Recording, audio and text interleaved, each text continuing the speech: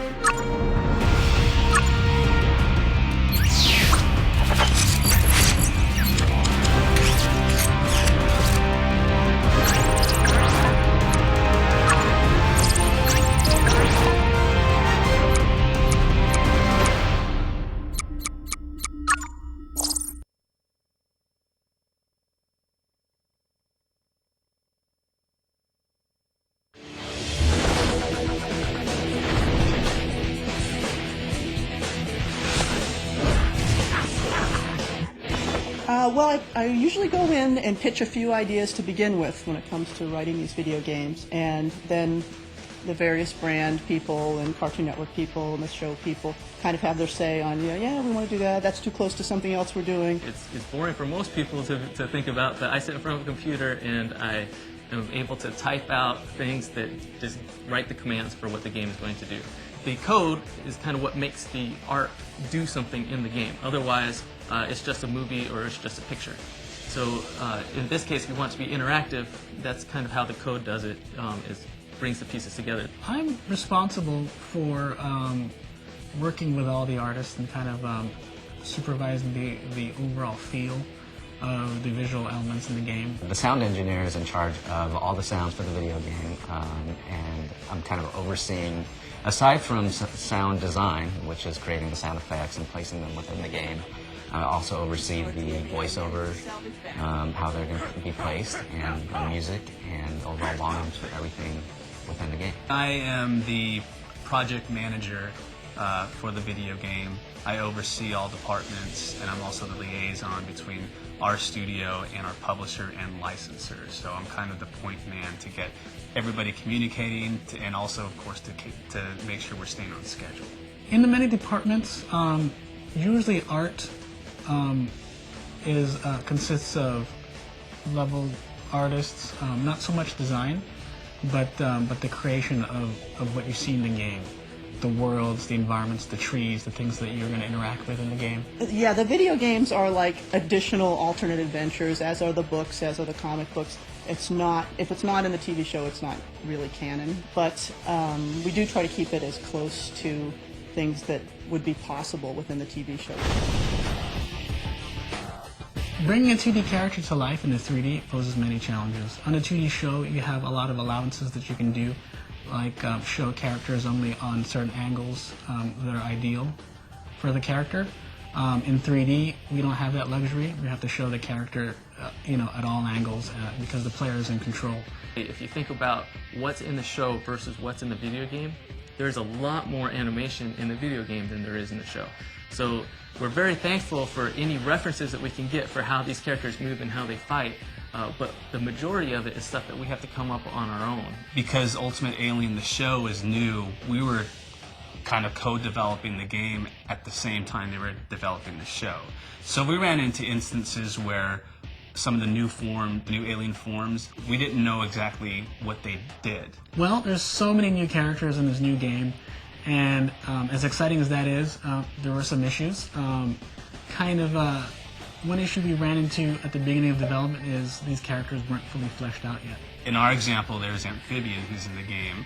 He went through several color designs and patterns, even and textures that we had to redo because the studio was trying to find his, the right look for him for the show. A particularly challenging aspect of developing sound for this video game and the previous Ben 10 as well is just the amount of aliens and all the sounds that accompany those particular aliens.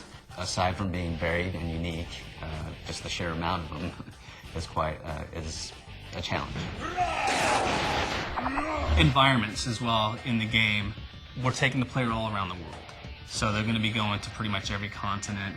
They're going to China, Tokyo, South America, the U.S., even places in Europe. So to be able to create all these different environments was a challenge as well. Well, one of the levels that I thought was exciting to work on and bring to life was the China level.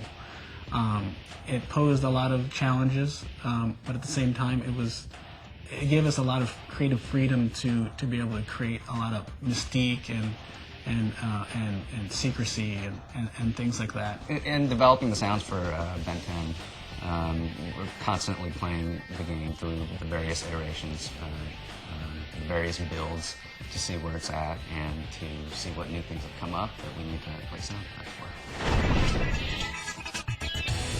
Coming from the TV show as a writer, Cartoon Network's put a lot of faith in me to stay true to the brand and to really, stay true to the character voices and keep the games, if not entirely 100% in continuity with the show, as close as we can possibly be for the fans to accept it and enjoy it. Yeah, I always love it when we can get the writer in the room. I know we didn't have the writer today, but I know Charlotte, and I knew she was writing the game, and I told her to write some really fun stuff for us, and she did.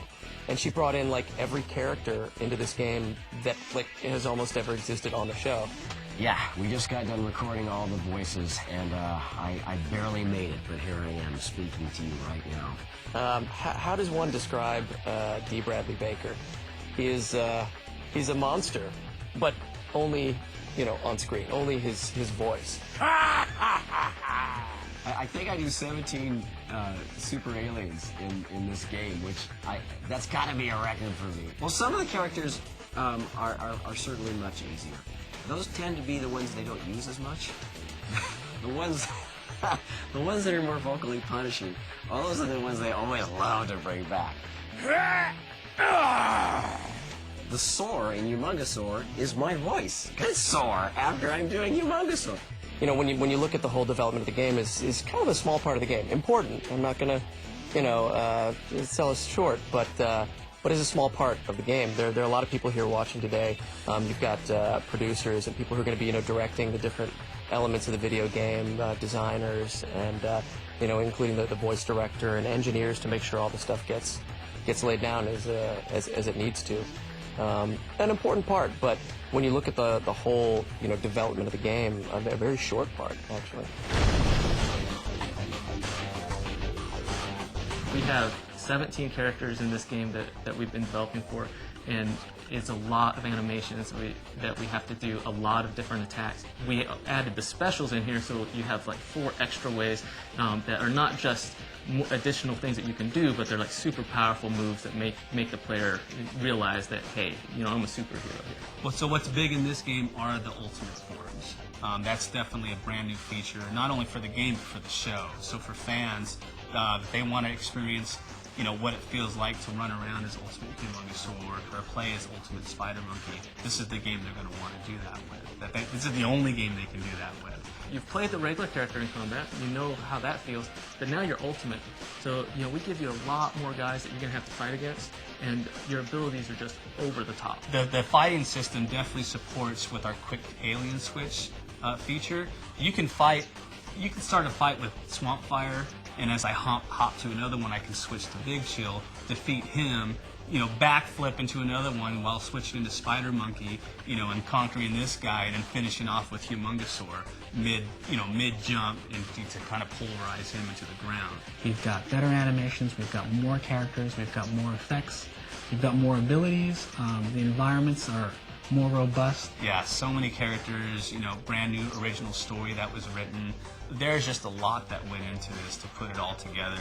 I think what sets this game apart isn't any one thing. I think looking at it, I think we've improved on almost every aspect of the game. If I had known as a child that I was going to grow up and this was going to be my real grown-up job and this is going to be my life, I'd have been a heck of a lot more relaxed as a kid. I mean, I get to write cartoons and video games. How cool is that?